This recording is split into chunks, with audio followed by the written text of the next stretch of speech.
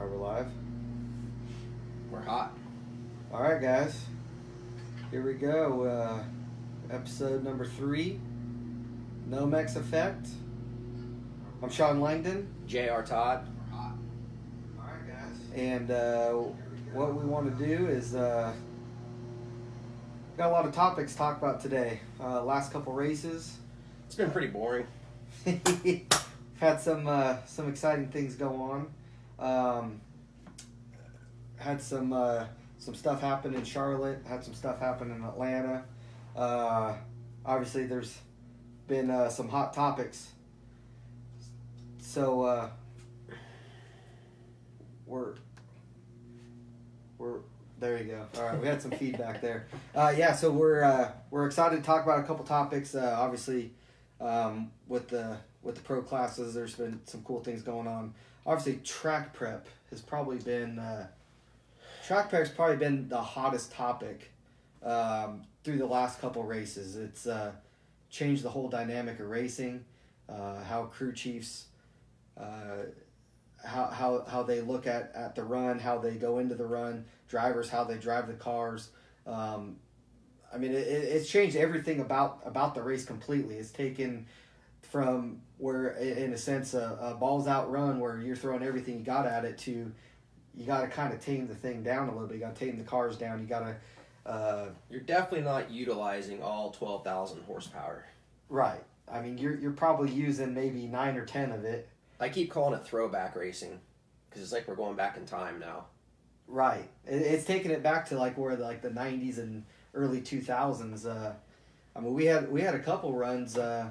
Man, what was it? Q1. There was in Atlanta. There wasn't a single car that went over 300 miles an hour. Correct. I don't know. It's such a touchy subject that I feel like a lot of people think that us drivers are bitching and complaining and coming off as whining.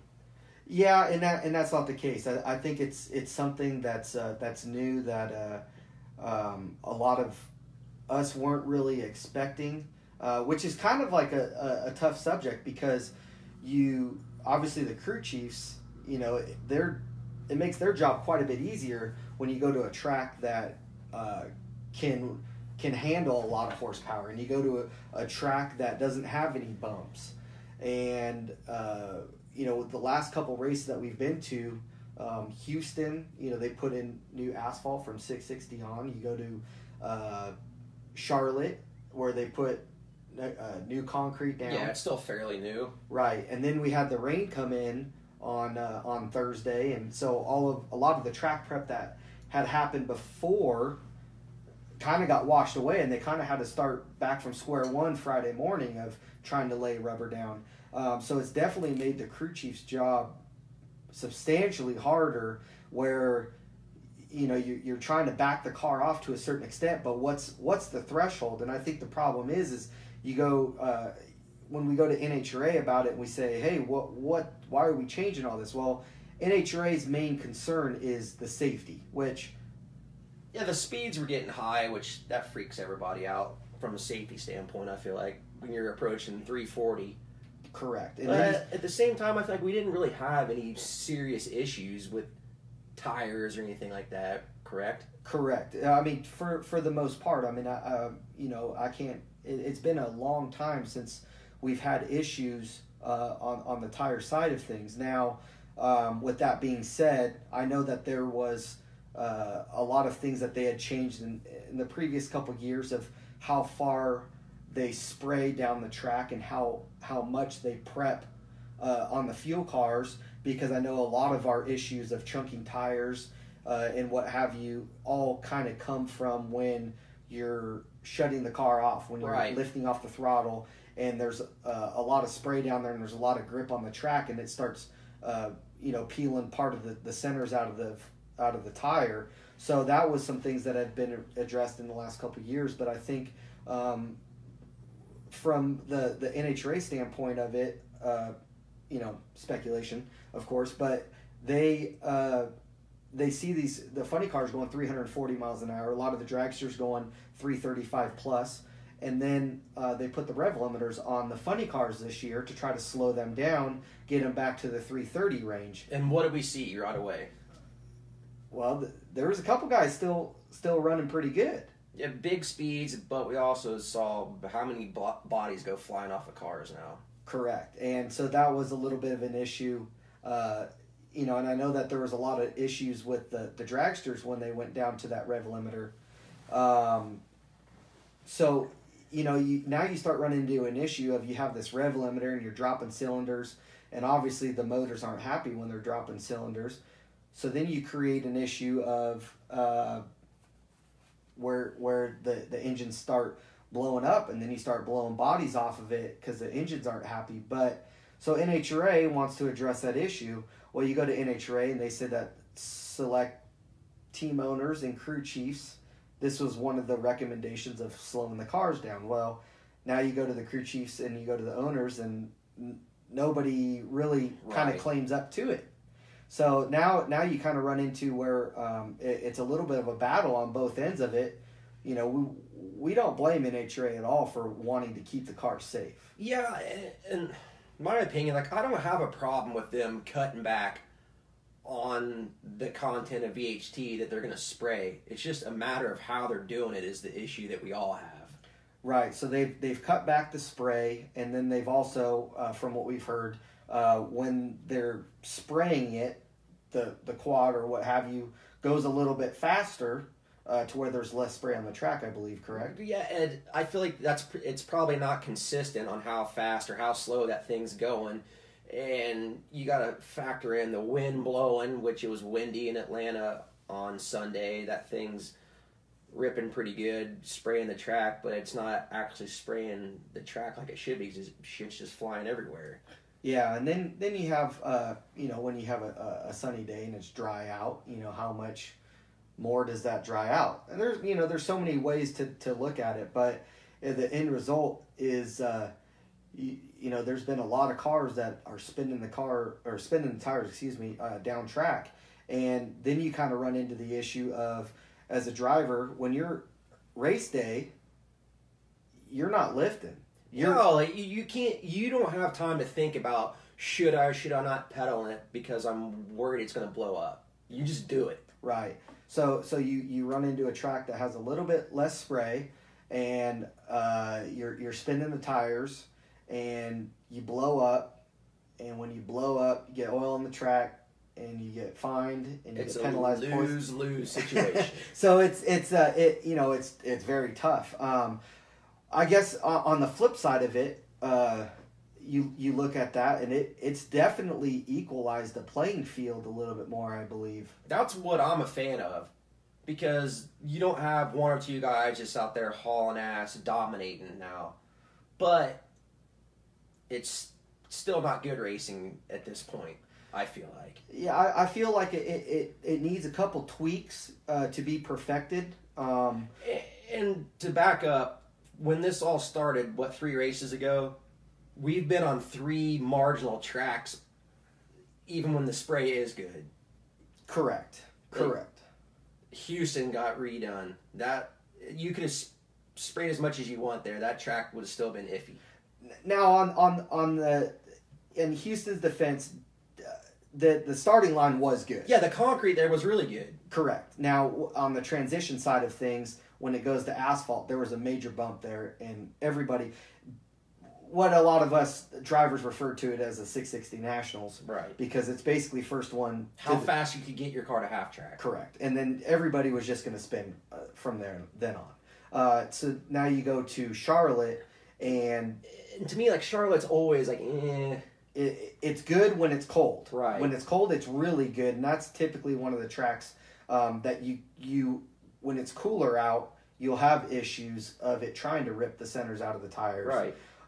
So, you go there, and there were some good runs there. But yeah, it was definitely questionable. And I feel like that's where a lot of the track prep issues started, because one day it was pretty hot. So, whatever the spray content was then. And then Sunday, the conditions were completely opposite. Cool. I think that kind of freaked them out. Right. Where the track prep got even less. Right. So, by the cooler conditions, the cooler it is, the more grip you're going to have on the track. So maybe they looked at it that way of, maybe we shouldn't spray it as much because we're wanting to keep these cars at a certain speed, a certain ET. Now, I know for one, me as a new driver in funny car, the cars are completely different when you're trying to rip a mid 380 run to you're going 4 flat. Right. And for me as a rookie driver, I mean, as much as I don't like the spinning the tires down track, it's helped me immensely just getting seat time, because I feel like going 4 flat and making multiple runs at 4 flat or mid 390, it's allowed the run to slow down night and day for me, to where I can get mentally caught back up with the car. Yeah, the thing's not out of control. Yeah, and that's where I was really kind of second guessing my choice of switching to funny car was in the beginning of the year, when we're sitting here trying to rip these 380 runs at 330 miles an hour. And I mean, these things are accelerating so fast that, man, I just felt so far behind the car mentally. And when the car was making moves, I just felt like I was just holding on, and I was seeing the center line and the wall, and I just saw the big picture, to where now I feel like that the car slowed down. I'm mentally starting to catch up to it. And now I feel like I can precisely look at certain portions of the track to where, like, I can see the groove a little bit better because the run's slowed down. I can maneuver the car a little bit better now because the run is slowed down. So on my end of it, I'm not complaining about it, but I definitely, from a fan standpoint, I love watching these things go low 380s, 335 miles an hour. I mean, the racing that we had middle end of last year with these cars, they were flying, and it was awesome to watch. That's what I keep telling myself here lately. Like, put yourself in the stands as a fan. First 3 races, things are going good, cars are hauling ass, sold out crowds at every race. Now, I got fans commenting that they're thinking about not going to any more events because of what they're seeing. Like, we don't need that. Yeah, it's definitely been a lot more difficult, on that end of it, just with a lot of the cars smoking the tires. And, I feel like in the qualifying sessions, it's really not that fun to be a part of when you're just smoking the tires. In a qualifying run as a driver, you smoke the tires, you're lifting. So you're going out there and it's smoking the tires, and I mean these cars are loose and they're all over the place, and they're driving all over the place, and it's pretty difficult. But yeah, to me it's not fun rolling up there Q1 in a thing so backed off that they're backing it off even more, a few pairs in front of you, to go run 415. Right. When we're used to running 380s. Exactly. And that's, for me, I'm still in the range of, my fastest run's 390. So I still haven't been 380s. I've had some early numbers that have projected it to go 380s. Yeah, I mean, I shouldn't say 380s either, because I can count on one hand how many times I've gone in the 380s, but you know what I'm saying. Yeah, exactly. But yeah, I think that there's got to be a little bit of a happy medium on the end of what NHRA is trying to accomplish to what's good racing for the fans. And I see that, with tire issue, a lot of the tire issues that we've had in the past have all been quarter mile racing. Correct. So I think 1,000 feet, as much as some of the fans don't like the 1,000 feet, I've never actually raced Top Fuel, because the year that I came in and started driving Top Fuel, they had just gone up to 1,000 feet. So I've actually never raced a quarter mile, but as a big fan of the sport, I watched for so many years quarter mile racing. But I can tell you this, once they brought it back to 1,000 feet, the competition level tightened up significantly. It definitely brought the starting line more into play. It brought the driver more into the picture, and I think that's a key element that I think for so many years.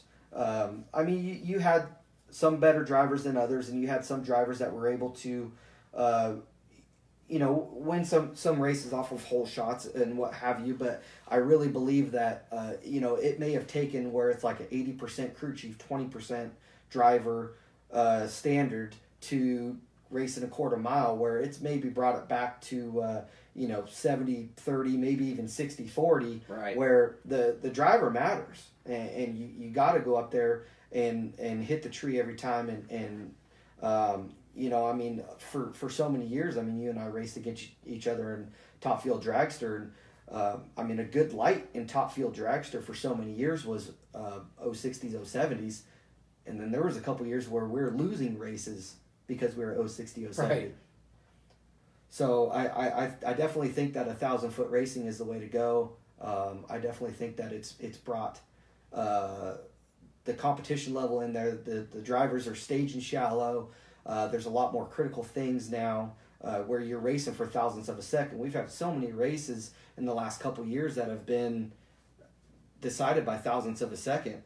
And I mean, I think it's badass racing, man. I think the fans have the last couple of years have been getting their money's worth off of just good, clean, tight racing. Yeah, I definitely feel the same way. I'm all for 1,000 feet racing, and I am all for safety as well. And I think that is the number one thing, like why we did it and why we have to do it. Because these things now, a quarter mile, we'd be going way too fast for the tracks that we run at. Most of them were built years and years ago when cars were approaching 300 miles an hour, not 350 miles an hour. I mean, yeah, think about some of these numbers of what we're doing now. I mean, Clay Milliken, he's got the record at what, 362? Somewhere around there, yeah. Okay, so when Doug Coletta or Tony Schumacher, I mean, who had the record back then? It was like 442. 442. Like, that's not a good run now. So, I mean, in kind of looking at the 1,000-foot back then, I believe that was something like a mid 370 run. Right.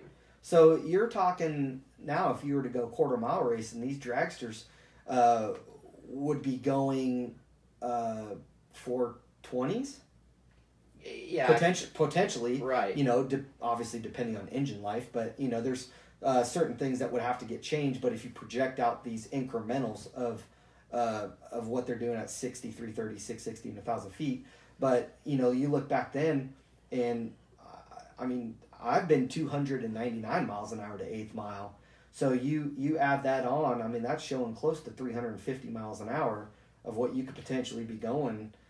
So, yeah, I mean, you look at the safety side and what NHRA has done and what these teams have come together to do on the safety side of things has been tremendous. I mean, there's even up to date, the last couple of races, we've been looking at the safety aspect side of things inside the race cars, how to keep the driver safe.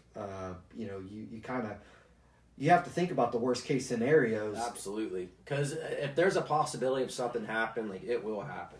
Right, and I know that was a big eye opener in Phoenix when John Force and Yanni Lindbergh had that incident. That definitely opened up a lot of teams' eyes in the funny car division to looking at fully kind of inside of the cockpit in a funny car of looking at every little inch of open space, of closing off that space, of adding additional padding. I mean, I know that we've done some things on our cars. We got the padding on, the front of the roll cage. Now, like, who would have thought that somebody would hit their head on the front of the roll cage during a run and knock themselves out? Like, you just take that for granted that that's not going to happen. Yeah, and so you look at stuff like that, and then you look at, what are the potential dangers of, like, when the body comes off, of how exposed you are as a driver. So there's been a lot of different shielding things that we've looked at of adding more titanium and carbon fiber, different different ways to kind of close off that driver cockpit a little bit more, to where the driver isn't as exposed as what they were before. Yeah, that's why I'm glad that we got Chad Head on our side, because he's constantly, looking over things for us safety-wise and make things better. Like, we've been running some experimental parachutes, I guess you would say, on our car the last 2 or 3 races, just trying different manufacturers and different chute ideas, because the speeds we're going, the weight of the car, what have you, it takes its toll on these parachutes. Like, they're not lasting as long as they used to, and he's always on that, trying to make things better. The padding in the roll cage, we have padding around the steering box now to protect your legs in case of an incident. Just a lot of cool things happening on that side of the deal with Chad and everybody at Coletta Motorsports. Yeah, absolutely. And you look at obviously with all the safety aspect stuff, but you look at what Dale Worsham's done, is he's actually come up with a 3 parachute design, where from the traditional 2 parachute design, and the idea behind that, I believe, is to get that first chute out to slow the car down, so that way when the 2 other parachutes come out, to kind of soften the blow on the 2 big chutes. Right. Yeah, I know as a driver, driving the dragster for so many years, I was always pulling, on the longer tracks, pulling 1 parachute, and here. On the shorter tracks, pulling 2 parachutes. And there's a substantial amount of difference of driving into 1 parachute and driving into 2 parachutes. Yeah, 2 is trying to throw you out of the car. 2 is definitely trying to throw you through the dash. The negative G-force on that, I mean, it's enough where you throw 1 parachute, and on, say, for a 330 mile an hour run, you throw 1 parachute, and it comes out, and it's enough that you feel it to notice it. So maybe a negative 1G or 2Gs. I mean, you can tell you're slowing down. You can tell you're slowing down. But it goes to a difference of when you throw 2 parachutes, it gets you in the gut, and it almost kind of takes your breath away a little bit. Yeah, if you don't have your belts tight enough. Exactly, and that's... So there's obviously a lot of cool things that they've done, but with 1,000-foot racing, keeping it safe, the competition level's been good, but I think definitely on the track prep side of things, we understand what they're doing. We understand they're trying to keep these cars safe, because I think this sport has grown so much. There's so many talented crew chiefs out there. The technology has expanded so much, and these guys are making these cars so fast. Right. And I think that the crew chiefs have kind of exceeded.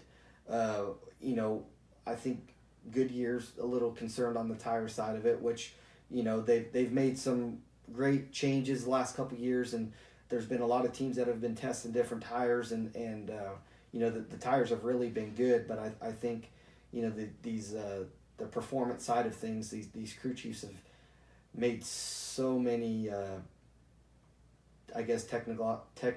technological advances to these cars that have made them so fast. I mean, we're dang near going 300 miles an hour at 8th mile now. Right.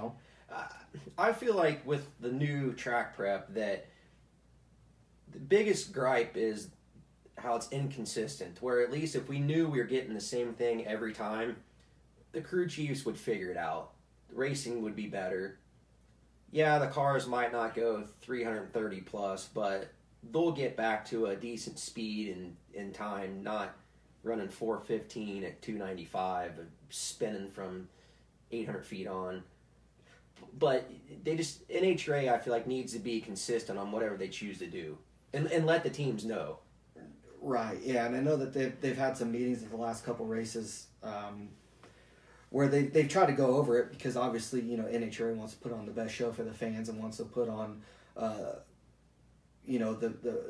prepare the track the best that they can for what they're trying to accomplish. But I definitely think that the consistency side of it is a huge factor for the crew chiefs, because I mean, I definitely think that if you give them, if they know kind of what they're getting, you know, you can take a car from where you can make a session where you have 80% of the car smoked tires and they're going 415s a low to, you know, they can, you know, by Sunday, I mean, you look at like what Courtney Force was running with what Brian Karate and Danny Hood, I mean. Yeah, they were crushing people. Exactly. So obviously it's out there. You know, the ability to go 4.0s. I mean, they were going 4.0s at, you know, close to 320 miles an hour ish. And, I mean, it's out there, but you just kind of have to know what you're getting. And, you know, it took them a couple days to figure it out, but you look at like, I mean, Courtney's car has really been, I feel Courtney's car has been kind of setting the standard of our class. I mean, you look at how fast that car has been all year long. I mean, you look at... I feel like even going back to last year, she definitely has the best qualifying car out there. Well, you look at what she's qualified this year. She's qualified 4th, 1st, 2nd, 1st, 2nd, 1st, 1st. I mean, that's not too bad. An average qualifying position of 1.7. So it's a lot of green hats. Yeah, she's yeah, I think she's got like a whole bookcase full of green hats right now. But I mean, definitely that car's been running good. They got 2 wins this year, leading the points. That's gonna be a tough team at the end of the year to race against. For sure. So I think you know, I think a lot of different classes. I think funny cars and dragsters, you know, obviously go and look at the track prep the same way. But you know, you look at you know, obviously pro stock guys are in a little bit different scenario than what the top fuel guys are. Obviously those guys don't have a lot of downforce, so they're looking for a lot of track prep. They've always wanted more track prep. Down track. Right. Yeah. But, you know, you look at like the last couple races, you know, it's kind of thrown a couple teams for curveballs on the pro stock side of things. I mean, you look at, I mean... I've never seen so many pro stock cars blow the tires off early in the run now. Right. It's changed the dynamic of the whole race for every class that's going down there. I mean, I can tell you this, last race in Atlanta, my top dragster car, a car that I'm in partnership on, it was the difference of being in the groove versus out of the groove, and there's 300 RPM more on drive shaft being out of the groove. That's not good. Than in the groove. And I mean, you're talking about a 7.0 car, 7.0's 190. So, you know, it's affecting everybody. It's definitely narrowed up the groove. I believe the groove seems like it's the margin for error is really nothing right now, because before, if you go to some good tracks, you go to some cooler tracks. I mean, tracks like Pomona when the track's cool, or tracks like maybe Topeka, or you know, when it's cool out, you can kind of, as a driver, you know, it's not as critical to be in the groove. You can kind of get out of the groove a little bit, and the car will still keep going. Yeah, you can't even have half a tire out of the groove now. Yeah. It's going to spin. So, you know, I mean, but there's always 2 ways to look at that. I mean, you know, you look at an area of, you have to keep a car in the groove now in order to not have it smoke the tires. Well, that may just kind of separate some of the better drivers from some of the more inexperienced drivers, which probably doesn't play well into my part, but, you know. I'm all for a wide groove. I mean, I hate when Jono comes on the radio and is like, hey, it's pretty narrow out there. And like, great. Yeah. Or when the crew chiefs are telling you got to line up here and you got to be back over. Yeah, I'm glad you brought that up. That, to me, like, that is the ultimate worst. When you're lined up, it looks like you're almost a car width out of the groove, and you have to tell yourself, like, you better be back in the groove by the time you get to 60 feet or whatever. Right, and we did that in Atlanta, and I could tell you, you know, as a driver though, you want to be able to have your crew chiefs have that kind of confidence in you as Yes. a driver to say, hey, look, the starting line isn't good. We're going to line you up way far outside of the groove or inside of the groove, wherever looks better. But by 60 feet, we want you back in the center of the groove. It's not really the most comforting thing as a driver because it's really difficult to do. But I think it kind of builds a little bit of confidence in you for the fact of like, you know, hey, they're telling me to do this because they think I can do it. So it's not easy to do. I think you know that. Right, yeah, that, or they come on and tell you, hey, it's pretty bad out there. If you can, when you get to that bump, if you could just grab the brake a little bit, which we didn't even make it to the bump on Sunday, but it's like, shit, man, that's a lot to do in a funny car. I don't want to take my hand off the wheel. Yeah, and see, and I know in the dragster, I was able to do that where I could go on the hotter tracks, and I felt like I had enough confidence in my driving that I'd actually drive it one-handed, and I would have my hand hovering over the brake handle till probably about 400 feet. In a funny car, no thank you. I haven't even tried it. Yeah, I really don't have much interest because, I mean, sometimes in the funny car, you go across the finish line and you literally have your left hand over your right hand to keep it somewhat in the center of the groove or around the groove for that matter. To me, that's what makes them so much cooler than dragsters. Not that dragsters aren't cool, but... Right. I'd never driven a dragster across a finish line with the wheel completely crossed up. No, dragster's more of just kind of a finesse. I mean, like a lot of people say, you drive a dragster, it's going to make moves, but you have a longer wheelbase, so it's a little bit more forgiving, but you'll just kind of gradually get it back or kind of nudge it back. But a funny car kind of really seems like two different ways to drive it because early in the run, you're not making big moves. You're trying to make the small moves like a dragster, but once that car really starts accelerating and gets a downforce, when it makes a move, it makes the move a lot quicker. So you have to be more on top of it, and you have to make a bigger move where sometimes you do end up with one hand crossed over the other. Yeah, that's where I learned the hard way last year that you can't drive a funny car like a dragster because first handful of races, I'm taking my hand off the steering wheel, to go for the parachute lever before the finish line. And one of those runs, it's all crossed up, puts a couple cylinders out on the left side, and I almost smoked the wall.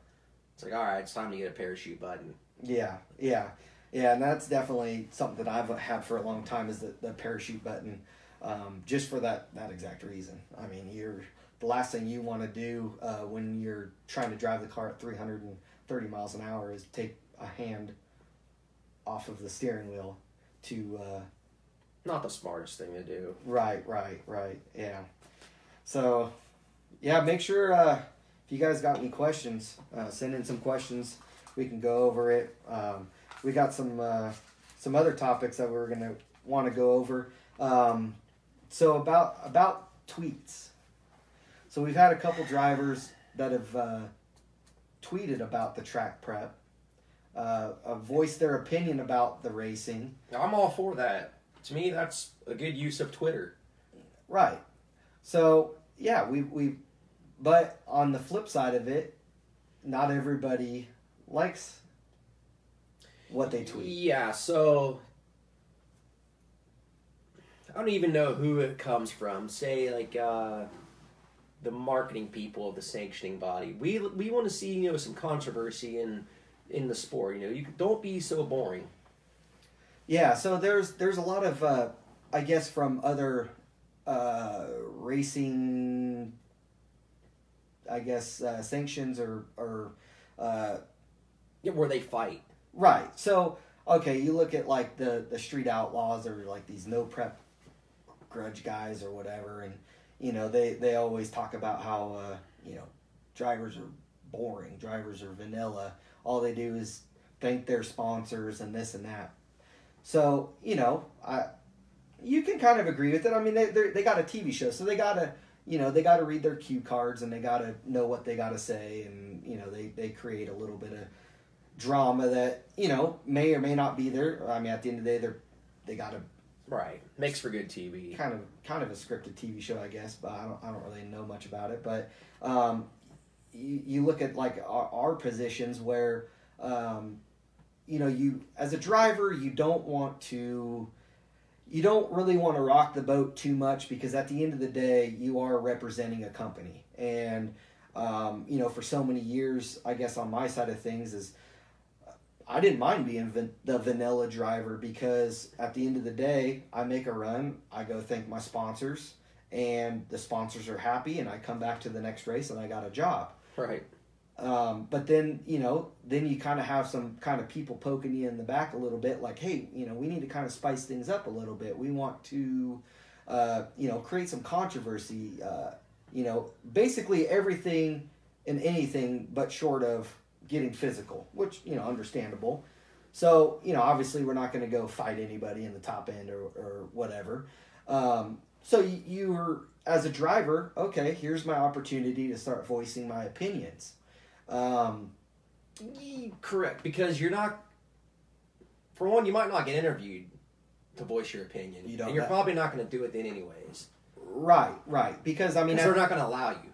Right. Yeah. At the end of the day, in the position that we're in, it's very, very, very critical that you obviously give mention to the companies that are sponsoring your team and are putting you there. But with that being said, you also kind of have to run that fine line, because at the end of the day, you're an entertainer, and your job is to entertain the fans watching on TV. Your job is to entertain the fans watching at the races. So you have to kind of find that good balance. And then on top of that, if you go over 20 seconds on your interview, you have the people giving you this. That's the worst. That wrap it up. So, you got to find those fine lines. So you're not really going to be able to do a whole lot on TV. So your voice as a driver is through social media. Your voice as a driver is through Twitter, is through Facebook, is through Instagram.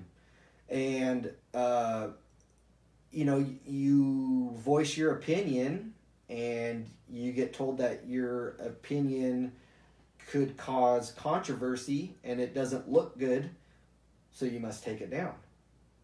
Yeah, it's such a fine line, like you said.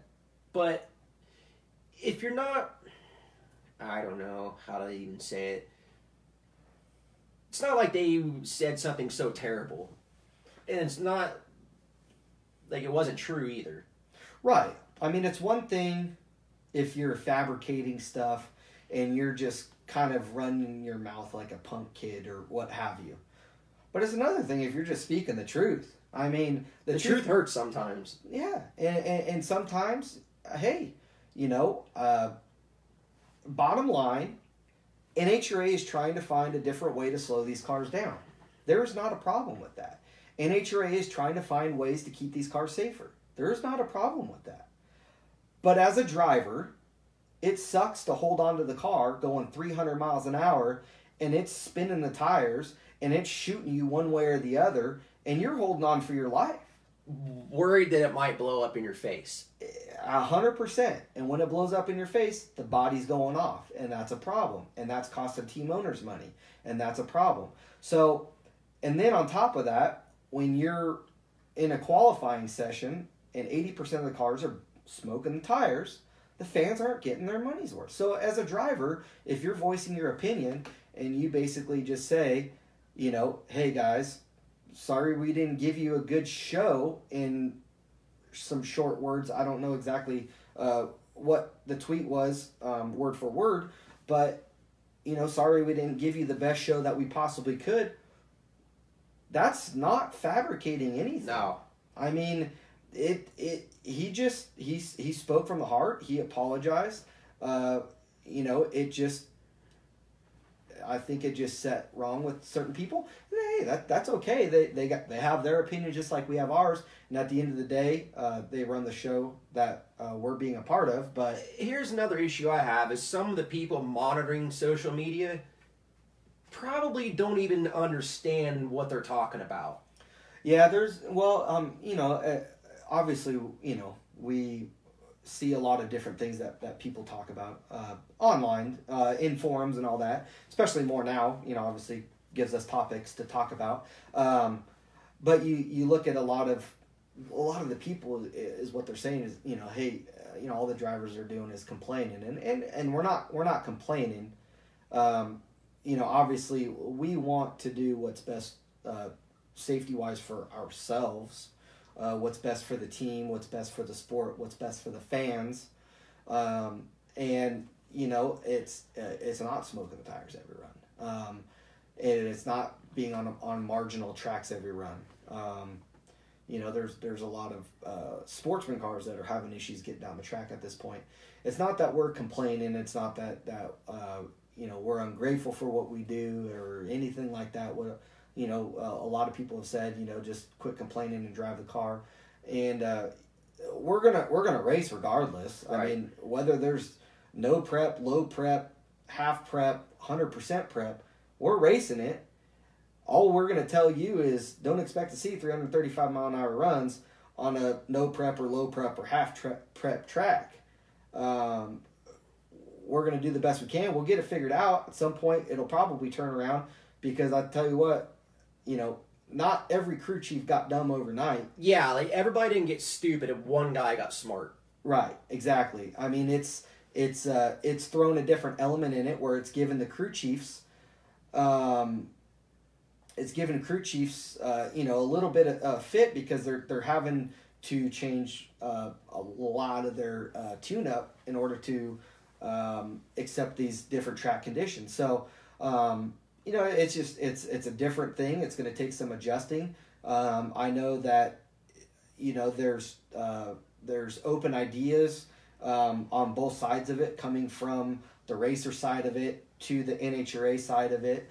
NHRA is willing to maybe change if we can show a different direction, and the crew chiefs and owners and drivers are willing to accept the less prep, but there's got to be that happy medium, that right. fine line that we got to get that. But definitely reaching back to the social media side of it,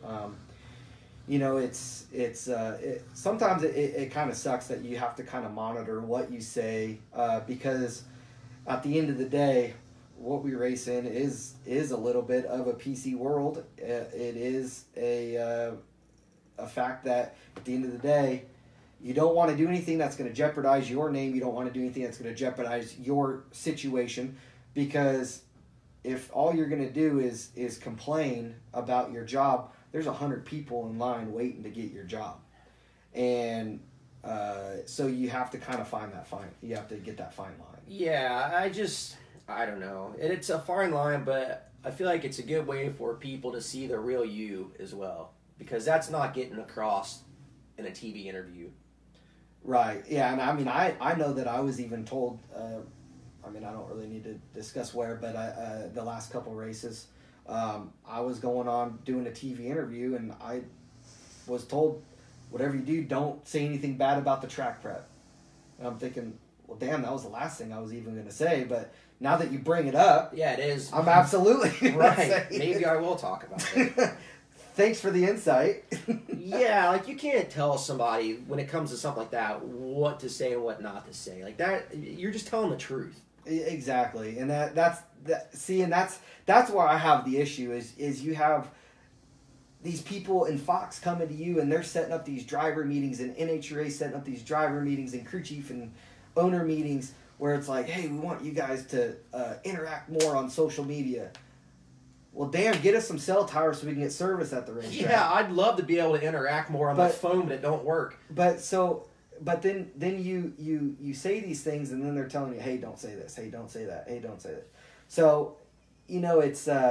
we don't care if you two want to talk bad about each other, but don't mention us. Right, but see, and it's like the tough thing is, I mean, realistically, a lot of these drivers hang out in their off weeks. I mean, you think I'm going to go and race Jared Todd and talk about how I'm going to kick his ass? And exactly. Usually the ones that you see talking crap on TV about how they don't like each other are hanging out later that night.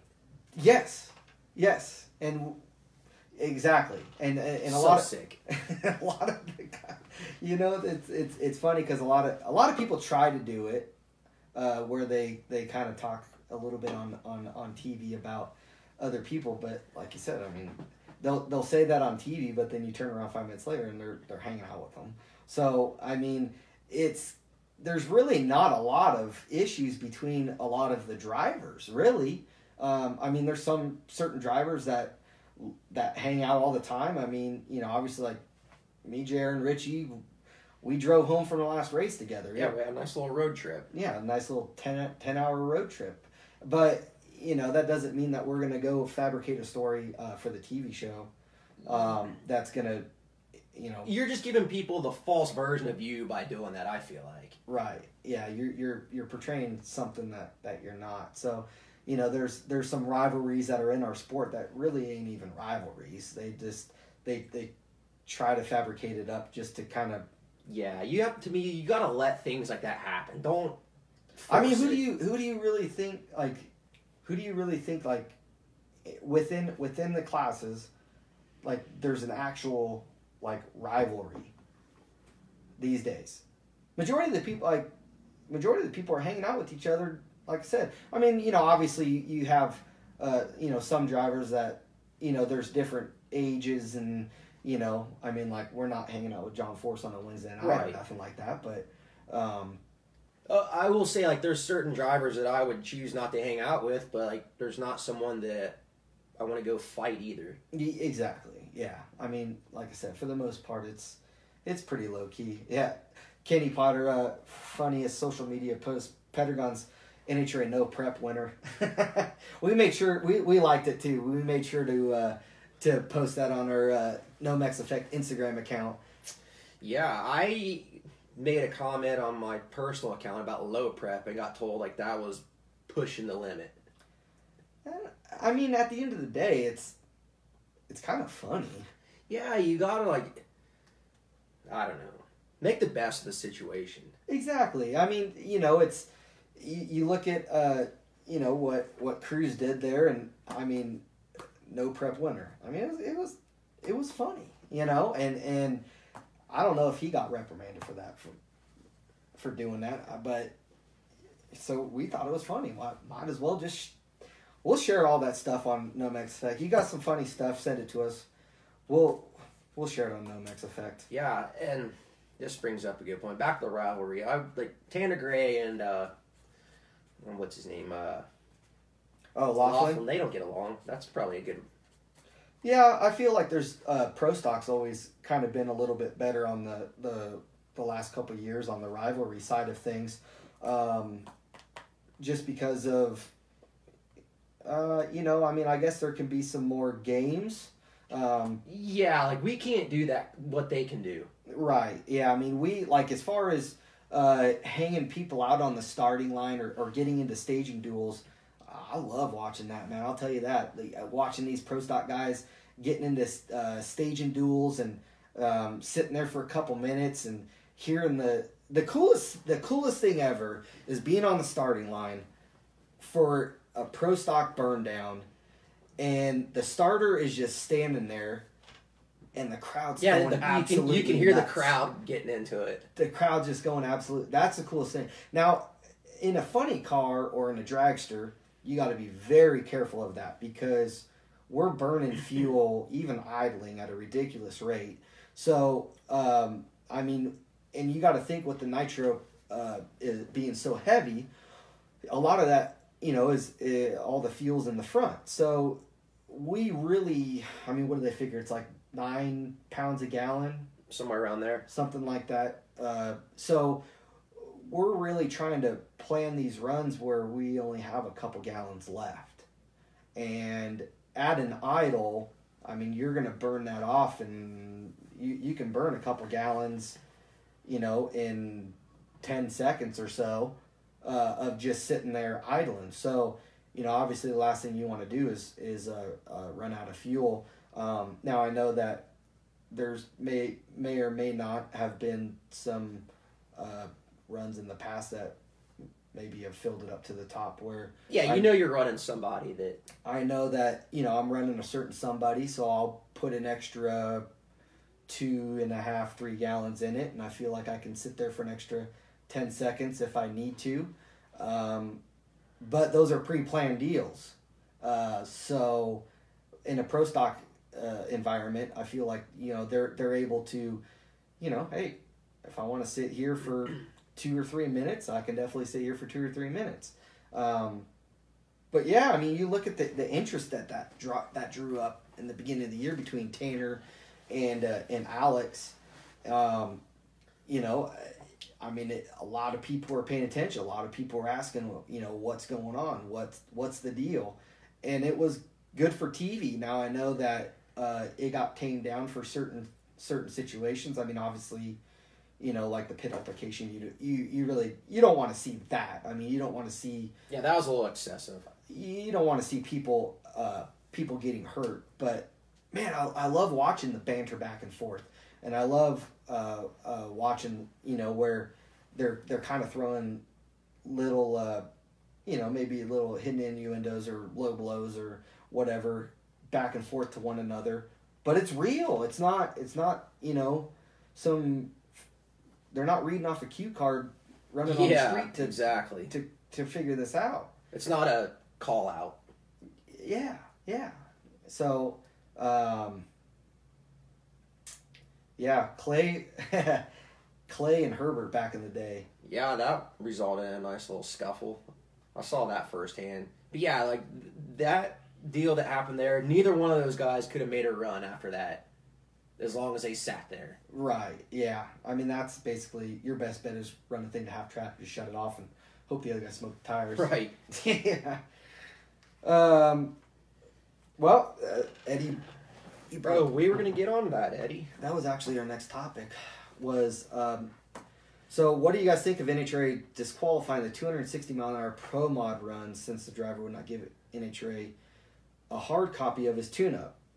We talked about this for how long before the show? About an hour? Yeah, we talked about this for a while, and we couldn't figure it out. I'm still confused. I'm so confused on this whole situation because, okay, so he makes a run. He makes a run going 260 miles an hour, and apparently NHRA wants to tear him down. Not a problem. I mean, they want to look into all of his information, which he's willing to share. So he shows them all of the things that they want to see. Now, I read the story on compplus.com, and we were going through it all and trying to kind of dissect it out. And, I mean, at the end of the day, everybody's in agreement of, okay, this is like, we're not mad at one another. NHRA just wants to see all of his data. He shows them the data. They want the hard copies. He doesn't provide the hard copies because he says it has material in there that he doesn't want to share with them. What do they call it? Proprietary information or right. What have you. What I don't understand is NHRA tears him down. He passes everything that they want to see. They want to see these hard copies. And then he doesn't provide it, so they disqualify the run. Well, what if he goes to the next run and goes 260 miles an hour? Right. What if he just went 259 that run? Yeah, so he goes up to the next run and he goes 260 miles an hour. Are they going to say, hey, we want to tear you down again. You need to provide us with the hard copy. And he says, no. Okay, we're going to disqualify that run too. What if he goes 259? Are they going to try to tear him down again? What if he goes 258, 257? I don't understand how, to my knowledge, NHRA comes over, looks at all of our information, and we have to provide it. And I feel like if that happened to us, they're not just bouncing your run.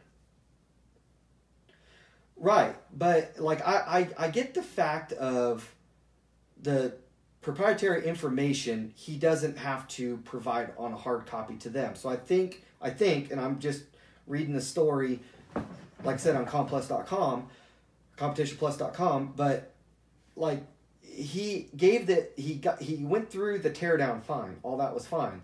But I get that they wanted to further look into this information, and he couldn't separate the files to give them the information that they need to have versus what they want to have versus what he's willing to give, which versus what he doesn't have to give. But I guess I'm just a little bit where I don't understand, what is NHRA really looking for?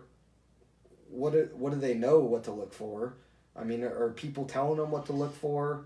So it's like, where do you draw the line of, right? Like, okay, so they disqualified that run, and I'm not like saying he's done anything wrong by any means, but they look at that run and decide that run is disqualified.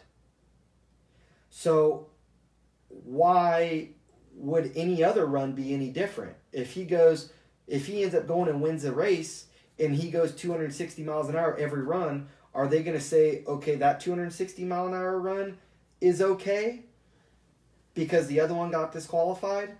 So could he have gone 250 miles an hour and won the event every run and been okay doing that? I'm just I guess I'm confused on it because, like I said, he's done nothing wrong. NHRA's done nothing wrong. NHRA just wanted the information. He made a great run. He ran the fastest mile an hour. Right. But the guy's going to Topeka. What if he goes 260 miles an hour on the first run in Topeka? And he doesn't know how to separate these files. And I'm saying he's entitled to what he feels is right. And I'm not saying what he's done is wrong by any means. But at what point does where is some sort of line of what does he get torn down on? What does he not? What is allowed? What isn't allowed? I feel like that's the biggest problem with that class is there's a lot of politics in there because you got 3 different categories within one class, and some of the competitors also sponsor the class. Yeah, and I think you've seen that in a lot of classes, though. I think you see a lot of that in pro stock motorcycle with the Harleys and the Buells and the Suzukis. You see that a little bit in the beginning stages of like A-Fuel and blown alcohol dragster. But it's always the fastest car is going to get penalized. Right. You know, I mean, they don't want, when they allow these different classes to expand, and one particular team runs away with it, they don't want that because it's bad for the class, and I get it. But at what point do you kind of draw the line and say, like, I mean, I know that if they come to us and they said, hey, we want to plug into your MSD because you just outran everybody by a tenth and 10 miles an hour, and yeah, they're looking for something at that point. Right, and we say, okay, plug in, and then they want to take something for further evaluation, and we tell them no, and they throw out that run. Well, wouldn't they want to look at that information every run after that? Because if they're looking for something that could potentially be cheating or whatever they were looking for, why would they disallow that run but then allow it on the next run without... Right. And to all of their credit, they did go through and they did do a tech inspection and look over everything, and everything passed, and Rick provided, I mean, per what I read, he provided everything that NHRA wanted to see, but they wanted further information. He didn't provide it. So I'm just confused on it. I don't know. I'd like some more information on it from somebody that knows. Who knows? If anybody knows, please. Maybe nobody knows. I don't know. If anybody has any more information on this, I am confused. So, explain. Obviously,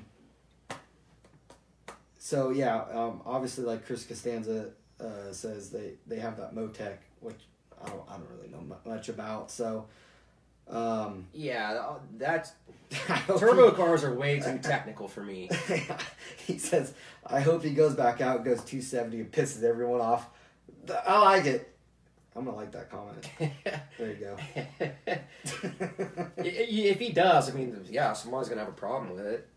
Probably the cars he outrun. Yeah, but yeah, I mean, you look at a lot of these other classes. I mean, you look at like Pro Stock Motorcycle. I mean, the second the Suzuki's run fast, they get some weight added on them. The second, the Buells run fast, they're changing something with that. Same thing with the Harleys, and it's kind of like in those classes, you have to be just fast enough, like be just a thou faster than the second place guy, and you won't ever really get looked at.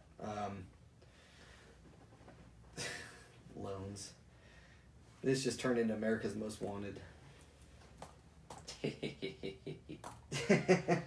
What else we got? Yeah, so I don't know. That's something to look into. I don't know much about the turbo stuff. I don't know much about what exactly they were looking for. I mean, obviously if you read that, it's a very well written article, which kind of goes over both sides of it. I mean, obviously they talk with Rick and they talk with Glenn Gray and the NHRA team, tech team about that. And I mean, the cool thing about it is there's no hard feelings. I mean, everybody seems like it's all good, but like I said, I know he doesn't have to provide certain information, but I just don't understand how NHRA just says, okay, yeah, you don't have to provide it, but if you don't provide it, we're just going to only throw out this one run. I mean, not saying that they should have just like thrown him out of the event, because obviously, I mean, I wouldn't wish that for Rick whatsoever. Yeah, especially if he didn't do anything wrong. Yeah, absolutely. I mean, he obviously passed tech, so everything's fine. So I don't understand if he passes tech, or you tear him down. He passes tech, you tear him down, he passes everything that you look for. Why does his run get thrown out? Yeah, that's... Obviously, you've deemed that everything is legal, and you've deemed that it's legal enough for him to run the rest of the event, so why throw that run out? That's a good point. I didn't think about it that way. Yeah. You disqualified his run. Like, why don't you just throw him out of the event then? That's I guess that's maybe long story short where I'm trying to get with that is you either pass or you don't. Like, it's not like you can get it, like they tear you down and you get a C grade and you got like a certain grading system. No, like you either pass or you don't. Right, like we're not letting you run again until you show us that, if that's what they really wanted.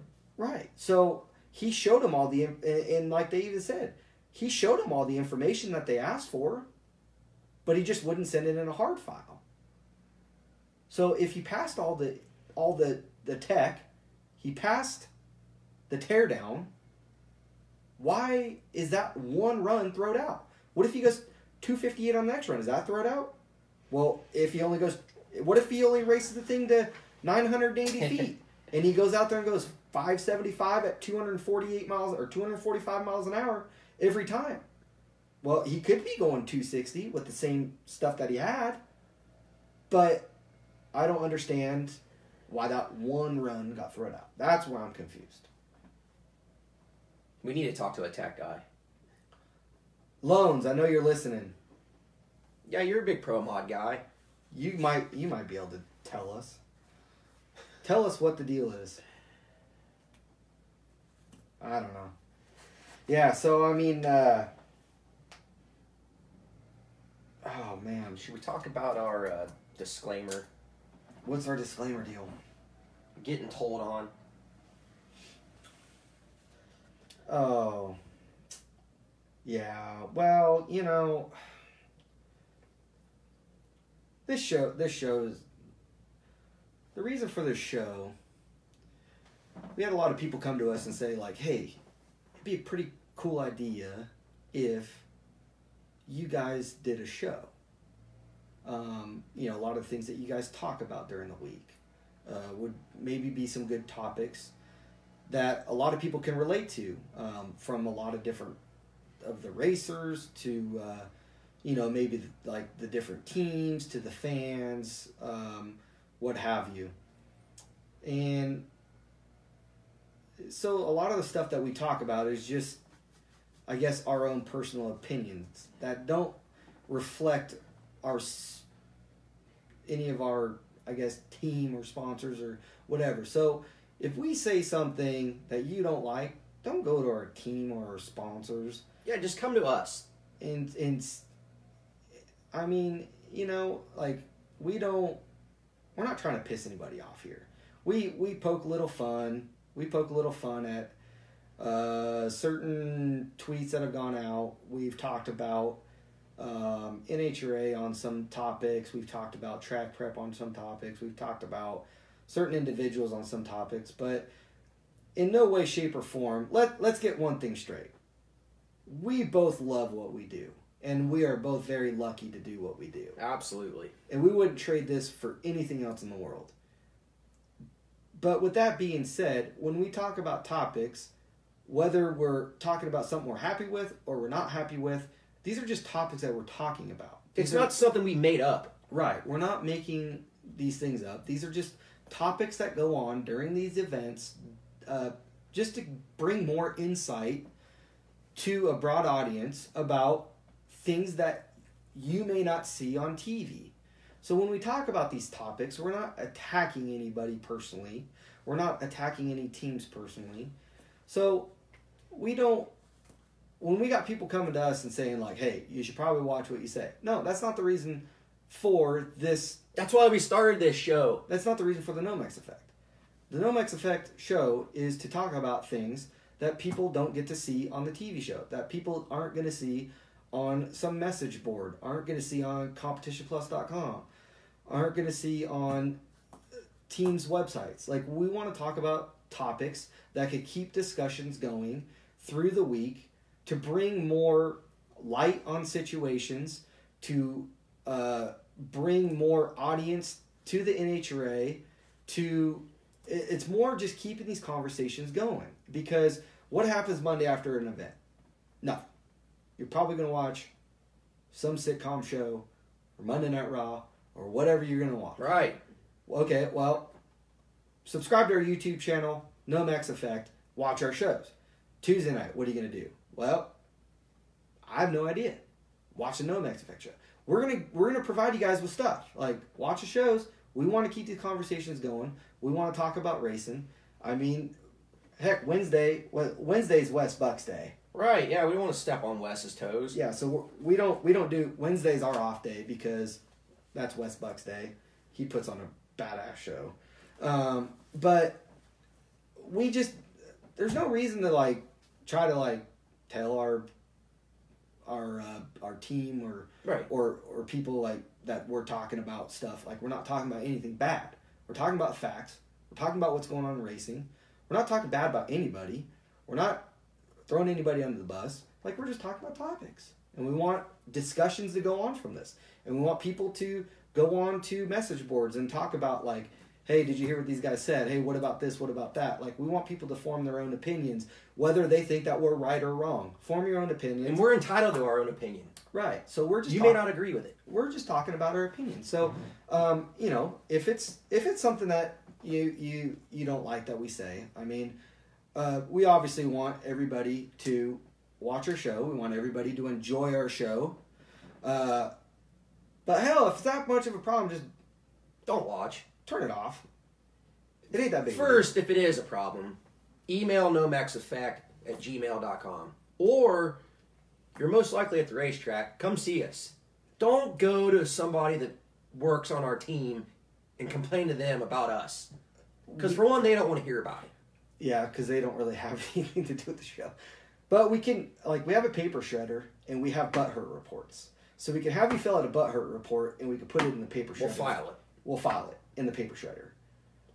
So, yeah, so, like, we're going to give you probably 7 or 8 more times to tell on us, then we might get mad about it. So we're warning you. Yeah, I swear to God, if you do it like 7 or 8 more times, I'm going to get pissed. And I'm going to file it in the paper shredder. Yeah, boy. Yeah. So, you know, yeah, we need. Yeah, like here's another interesting topic. So Del Worsham, and this guy's like, He's my hero. Dell's badass. One of the coolest guys ever. Just absolutely loves the sport. And, you know, obviously he's been having some sponsor trouble. He's been out here for years. I mean, I remember me as a kid going up getting his autograph. And he was always one of the coolest guys, too. He would always sign autographs, and he wasn't just one of the guys that just would sign the autograph and look the other way and turn around. Like, he would interact with you and talk with you and all that. And, he's having sponsor trouble. But he was actually out there in Atlanta. Yeah, not driving his own car, which sucks. Right, but he had his dragster out there, and they won first round. Yeah, they won first round. I think they ran Schumacher. Yeah.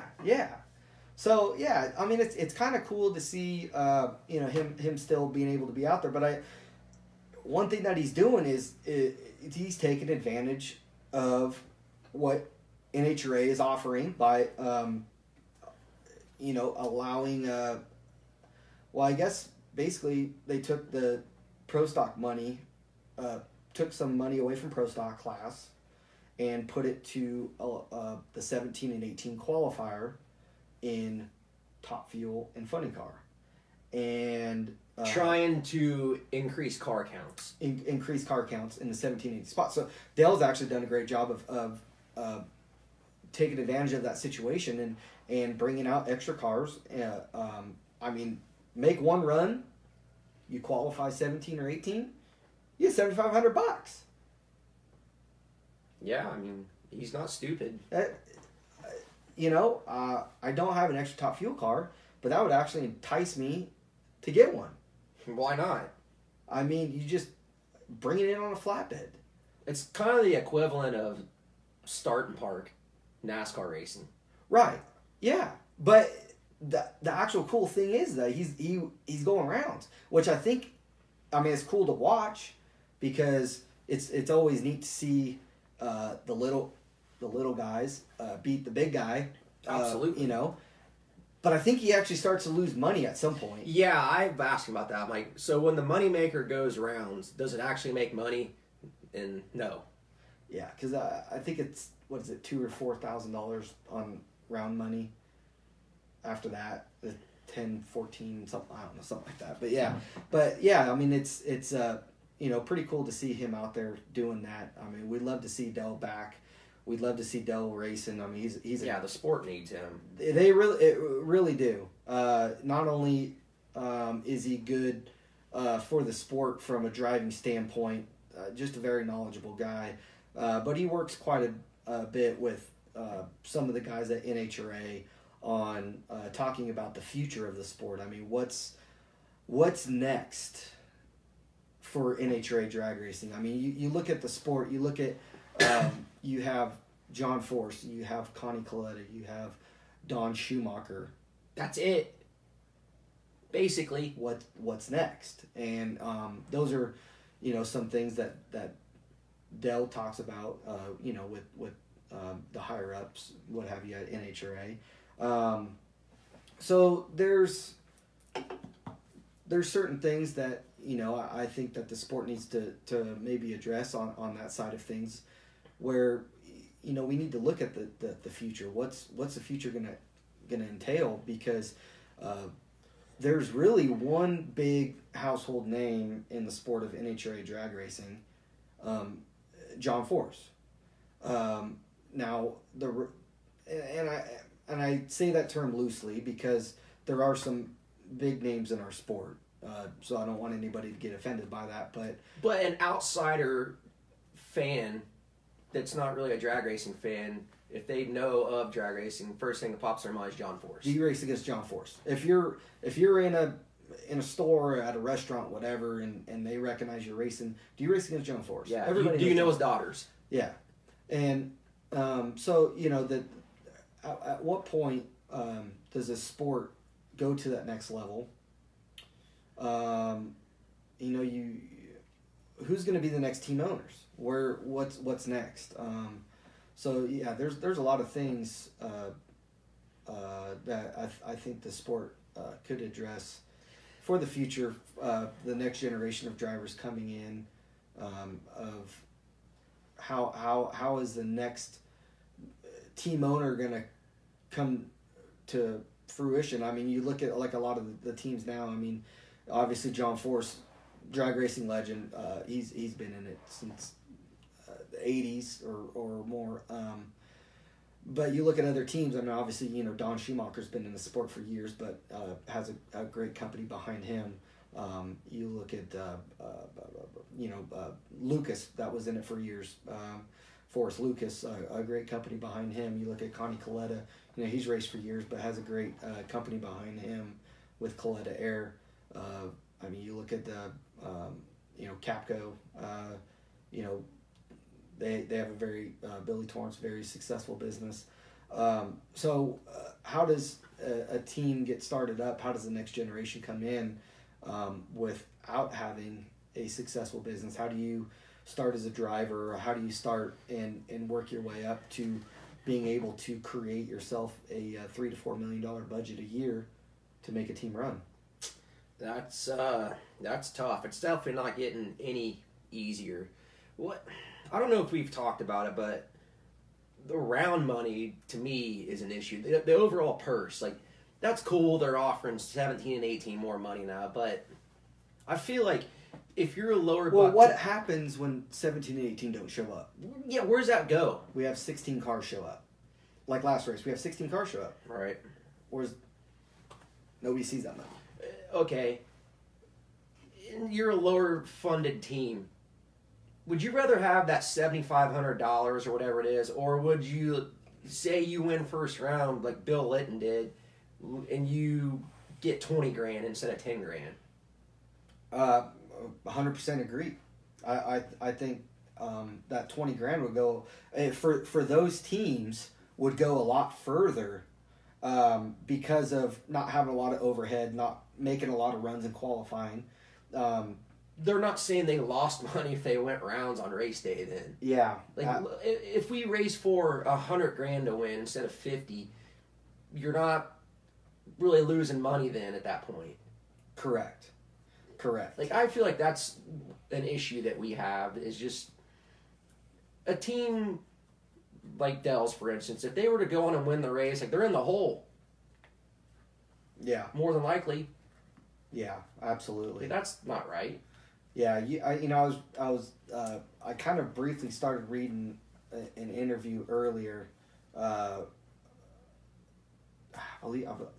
got a phone call and I kind of got cut off halfway through it, but I believe it was like Kevin Harvick, and he was talking about on the NASCAR side of things, and like the teams getting like residuals. Now I know our TV shows quite a bit different, but I think that's the next thing in our sport is once we can get the TV show where we're getting paid for the TV show, and then you start being able to give the teams residuals. Right.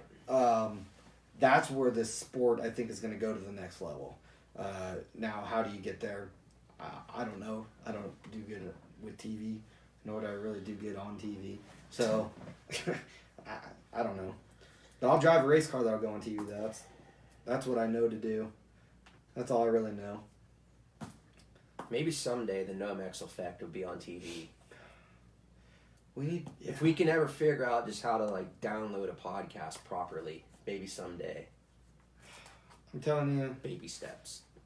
It was such a simple process when we thought, like, all right, we're gonna start this thing up, and we want to do this show. Okay, we don't really know how we're gonna do a show, but we're gonna do a show.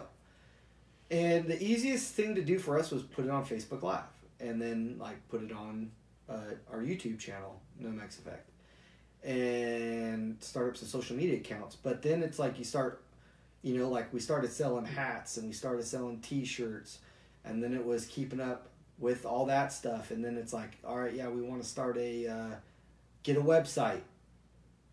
And then like, okay, well, what are we gonna do how do we record the podcast? our first show, we didn't even record it because we didn't even know what we were doing. So, like, episode 1, Nomex Effect, not present in a podcast form. Yeah. It's only on YouTube or Facebook.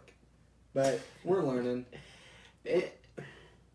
We should have done, like you said, when we had this idea, pay somebody a few $100s, whatever, come in, set all this stuff up, and show us how to do it. Which we still might have to do. I mean, like, this mic fell the last time we were doing it. Yeah, I mean, you can't even, like, breathe on these things. Like, everything is just set where it needs to be. Don't even look at it too long, because it'll move. Exactly. So, yeah, we got a website in the works. We're actually going to talk to the guy after we're done with today's show. Hopefully by next week we have a website. Yeah, and what... Or soon. Yeah, and what we want to do on the website, we're going to get our store over there, so then we don't just have to do... Right now, you know, people just